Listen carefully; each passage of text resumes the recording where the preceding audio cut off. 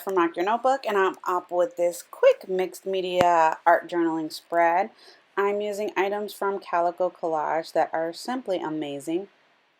But first things first, I'm starting with a layer of gesso, and you can see there on the left side that I put way too much gesso down. But that's okay, I don't let it go to waste. I ended up scraping it onto that page right there that you can see behind, and then the page didn't lay completely flat down, so it's perfect, and I just went ahead and dried everything and it worked out fine. Now, when you use a gift card or something of that nature to spread the gesso, what you end up getting is a really thin layer of gesso. So it doesn't take a huge amount of time to dry. Technically, you could walk away from this for like 20-30 minutes and your gesso would most likely be completely dry without a heat gun. I'm just super impatient and I like to dry everything with a heat gun so that I could just keep on working. So now here I'm flipping through elements from Calico Collage, and I will leave a link down below to all of the elements that I have used for this spread. I love, love, love the vintage stamps and then the mason jars, because the mason jars are life, right? I don't know what it is about me and mason jars, but I love them when it comes to art. So I'm using a piece of the stamp and then this beautiful mason jar, which it appears to be cherry blossoms in there, but probably wrong. I don't know what they are in there. They're pretty pink flowers. And then I'm cutting this out. What I love about her elements is that she makes them so easy for me to just cut out. Like, I don't have to have a Cricut or a Silhouette machine. Seriously, just some scissors and I am good to go.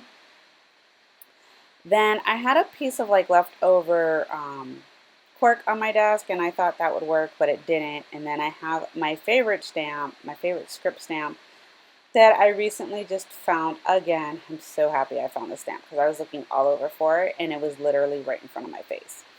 And I stamped the images with VersaFine ink. And the reason why I decided to use VersaFine is because one, it's waterproof, and two, it's a very crisp black ink. And I knew that with my background that I was going to go pretty dark, and I still wanted some of the stamp to come through. So now I'm using my Liquitex Fluid Matte Medium to adhere everything down on the page. My stuff is actually printed with a laser printer, so for that reason, none of the ink is going to smear as I use it in my art journal spread. If you do print this on an inkjet paper, it will smear some, and that's okay though, because I think it just adds character to your art journal spreads.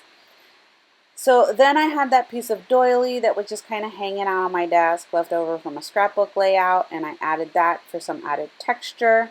And then sticking down the mason jar as well. Again, not everything got laid down exactly where I had it before, but I'm okay with that. It works. I'm really happy with the colors that this art journal spread ended up being and the end result, which you'll see.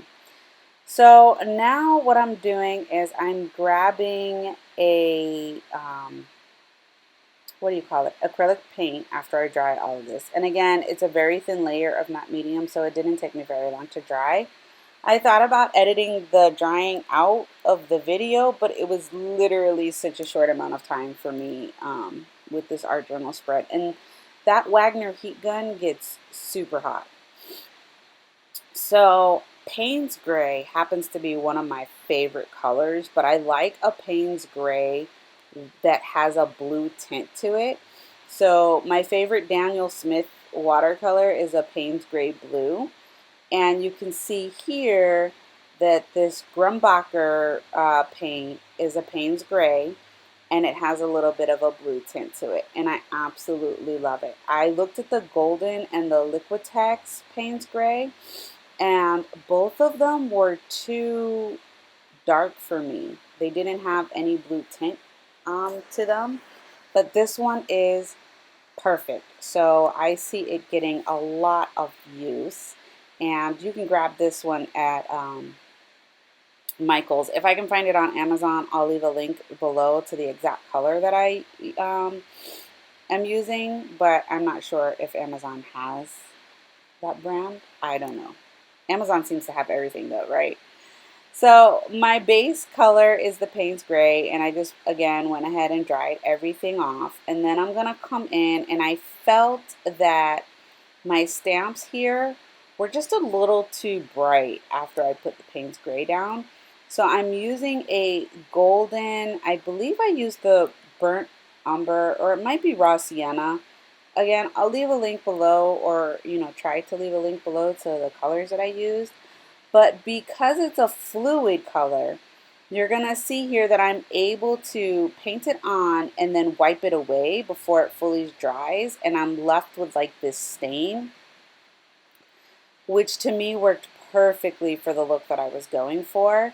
And then it dried a little bit more on that left side, but I was really happy with the final outcome. And so I just added some more of it, and then you're going to see me here in a second wipe the mason jar with the baby wipe that I'm using, because the paint was rubbing off on some of the mason jar, and that was perfect. I got the exact look I was going for. Then I'm coming in with some Liquitex magenta here because I still felt like I needed more, but I wasn't sure what. And so I decided to add some more pink, especially since the beautiful pink flowers are in that mason jar there. I thought this would work really well. And it turned out that it did. I wasn't sure at first, but it did. And then you can see me coming in with my finger just to move that paint around some, because it was like glopping, and I didn't want it to be glopping. And then I'm gonna paint it on this side and use my finger to like really spread that out. Sometimes using your finger is the best way to go. You just have so much control, and you can really get the look that you want with your fingers. So don't be afraid when you're art journaling to get in there with your fingers. Again, it's just paint. It's going to come off. It's no big deal. Now, you're going to see here in a second that I'm going to wipe up all that magenta paint on my palette there. Normally, I don't do that. I try to use it, but I just wasn't feeling it that day. So I didn't. And that's okay, because at the end of the day, I ended up with a art journal spread that I was really happy with. And it's okay to not have to worry about mopping up the paint. I don't currently have a notebook to the side when I'm art journaling to lay down the extra paint. And if you do that, that's a good way to not end up wasting any paint. So for the final piece of this art journal spread, I used some white paint and did some splatters, and I'm going to call this page done. You'll see the final result in the pictures. Thank you so much for watching. Bye.